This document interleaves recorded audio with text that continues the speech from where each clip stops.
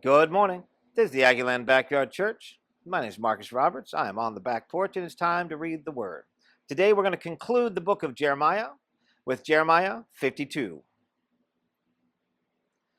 Zedekiah was 21 years old when he became king, and he reigned in Jerusalem 11 years. His mother's name was Hamatul, daughter of Jeremiah. She was from Libnah. He did evil in the eyes of the Lord, just as Jehoiakim had done. It was because of the Lord's anger that all this happened to Jerusalem and Judah, and in the end he thrust them from his presence. Now Zedekiah rebelled against the king of Babylon. So in the 9th year of Zedekiah's reign, on the 10th day of the 10th month, Nebuchadnezzar king of Babylon marched against Jerusalem with his whole army. They encamped outside the city and built siege works all around it.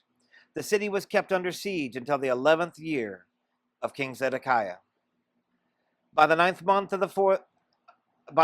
day of the 4th month, the famine in the city had become so severe there was no food for the people to eat. Then the city wall was broken through, and the whole army fled. They left the city at night through the gate between the two walls, near the king's garden. Though the Babylonians were surrounding the city, they fled toward Arabah. But the Babylonian army pursued King Zedekiah and overtook him in the plains of Jericho. All his soldiers were separated from him and scattered, and he was captured. He was taken to the king of Babylon at Riblah in the land of Hamath, where he pronounced sentence on him.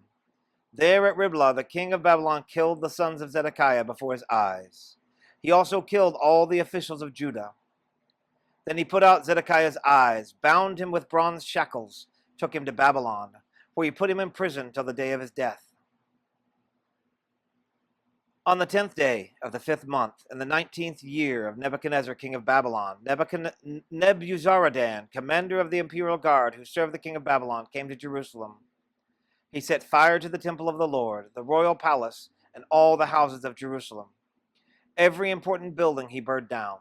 The whole Babylonian army, under the commander of the imperial guard, broke down all the walls around Jerusalem. Nebuzaradan, the commander of the guard, carried into exile some of the poorest people and those who remained in the city, along with the rest of the craftsmen and those who had deserted to the king of Babylon.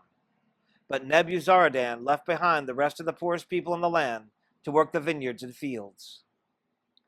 The Babylonians broke up the bronze pillars, the movable stands, and the bronze sea that were there in the temple of the Lord. They carried all the bronze back to Babylon.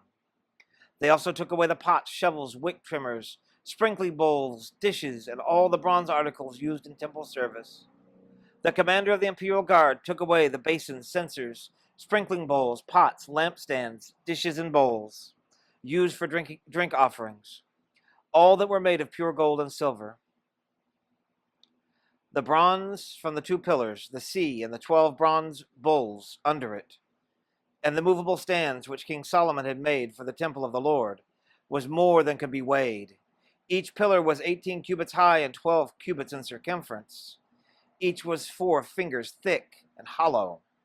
The bronze capital on top of one pillar was 5 cubits high and was decorated with a network and pomegranates of bronze all around it. The other pillar with its pomegranates was similar, but there were 96 pomegranates on its side. The total number of pomegranates above the surrounding network was 100. The commander of the guard took his prisoners Sariah, the chief priest, Zephaniah, the priest next in rank, and the 3 doorkeepers. Of those still in the city, he took the officer in charge of the fighting men and 7 royal advisers. He also took the secretary, who was chief officer in charge of conscripting the people of the land, 60 of whom were found in the city.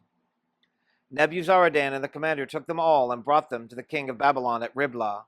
There at Riblah, in the land of Hamath, the king had them executed. So Judah went into captivity, away from her land. This is the number of the people Nebuchadnezzar carried into exile. In the 7th year, 3,023 Jews. In Nebuchadnezzar's 18th year, 832 people from Jerusalem. In his 23rd year, 745 Jews taken into exile by Nebuzaradan, the commander of the imperial guard. There were 4,600 people in all. In the 37th year of the exile of Jehoiachin, king of Judah, in the year Marduk became king of Babylon. On the 25th day of the 12th month, he released Jehoiachin, king of Judah, and freed him from prison. He spoke kindly to him and gave him a seat of honor higher than those of the other kings who were with him in Babylon. So Jehoiachin put aside his prison clothes and for the rest of his life ate regularly at the king's table. Day by day, the king of Babylon gave Jehoiachin a regular allowance as long as he lived, till the day of his death. That's the word of the Lord for the day. That's the end of the book of Jeremiah. Hope you have a great day.